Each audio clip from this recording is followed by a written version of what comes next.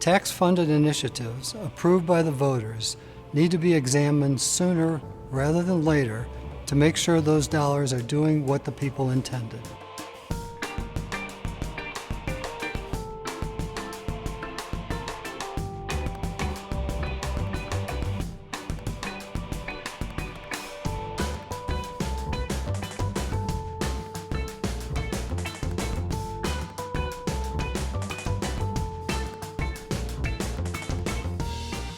The Denver Preschool Program was one of the first tax-funded nonprofit structures the city used in recent years.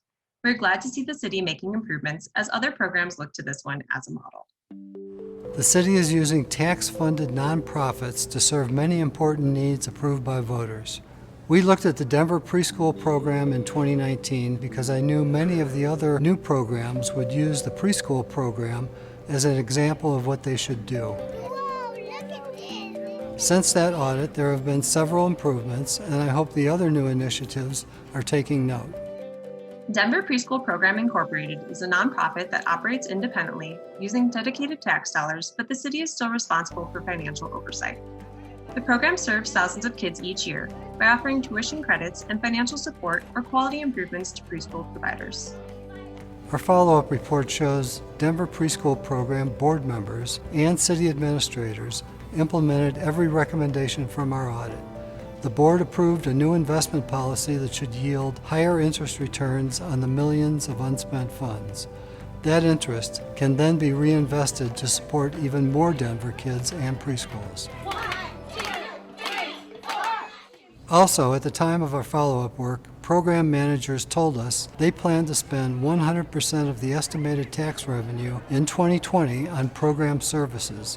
By using reserves appropriately and not accumulating more unused revenue than they should, more resources will be available for kids today. We recently completed an audit of another tax-funded nonprofit program, Caring for Denver. We found similar areas for improvement relating to getting money out the door to people who need it in a timely manner. In many cases, when voters approve a new sales and use tax, a new nonprofit will be getting millions of dollars every year. I want to look at all these funds for similar issues from the beginning, so we don't get several years down the road and find out the city could have been helping more people than it did. I hope other new programs will look to the Denver Preschool Program's investment policy, reserves policy, trainings, and board structure to see how to do it right. Well, that's it for this episode of Ask the Auditor.